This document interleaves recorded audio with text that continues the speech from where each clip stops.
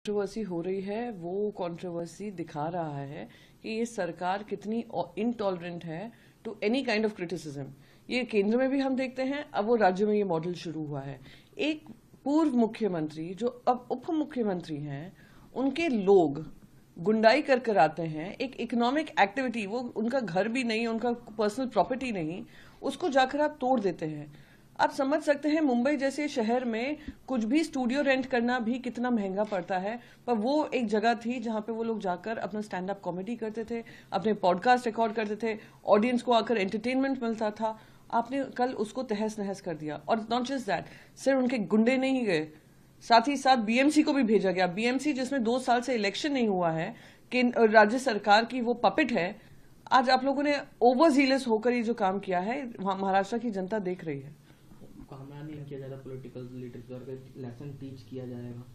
जिस तरीके से उनको ऑडियो कॉल्स आ रहे हैं, आपने एक ऑडियो कॉल सुना ही होगा जहां उन्होंने कहा आ जाओ तमिलनाडु, तो उन्होंने कहा हम तमिलनाडु कैसे आ सकते हैं, तुम मुंबई आओ, हम तुम्हें मारना चाहते हैं। आप समझ सकते हैं कि किस तरीके से स्क्रीनशॉट्स वायरल हो रहे हैं कि एटलीस्ट 100 कॉल्स गए हैं और वो उनको धमकियां दे रहे हैं। तो किस तरीके का फ्रीडम ऑफ स्पीच एक्सप्रेशन। उन्होंने क्या कहा, मेरी नजर से तुम देखो तो वो गद्दार हैं।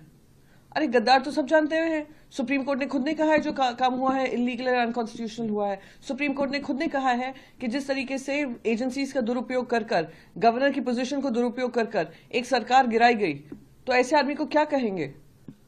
आदित्य जी होता जी ने सामना करके उन्होंने कुछ गलत नहीं कहा, उन्होंने अपना सिर्फ काम कर रखा, एंटरटेन करके। साथ ही आज 11 बजे तक पेश होने के लिए कहा गया, कुणाल कामरा को पुलिस स्टेशन में उनके खिलाफ एफआईआर भी हुई है। मैं उनके गृह मंत्री, हमारे राज्य के गृह मंत्री के जो एमओएस हैं, राज्य गृह मंत्री, उनकी बात सुन रही थी। वो कहते हैं उनके बैंक अकाउंट फ्रीज कर देंगे, वो उनके कॉल रिकॉर्ड्स जांच करेंगे, उन पर पूरी कार्रवाई होगी। मैं तो कहती हूँ वहीं तक क्यों सीमित हो रहे हो, सीबीआई को इन्वॉल्व करो, ईडी को इन्वॉल्व करो। अजीत डोवल जी से रिक्वेस्ट करिए, गृह मंत्री से रिक्वेस्ट करिए कि वो एनआईए को लेकर आए, एटीएस को लेकर आए, मिनिस्ट्री ऑफ एक्सटर्नल अफेयर्स को कहिए कि देखिए कहीं इंटरनेशनल कॉन्स्पिरेसी का हिस्सा तो नहीं है। क्योंकि उनका गुनाह क्या है, उन्होंने एक जोक मारा है, एक जोक जो सरकार की तरफ लेकर किया है। तो उसके लिए ये जो डिसप्रपोर्शनेट पुशबैक हो रहा है सरकार का, वो दुर्भाग्यपूर्ण है, शर्मनाक है, और दिखाता है कि फ्रीडम ऑफ स्पीच तब तक लागू है जब तक विपक्ष को गाली पड़ती रहे, पर जब खुद के ऊपर क्रिटिसिज्म आता है तो आप उसको हर तरीके से चुप कराने की कोशिश करते हैं।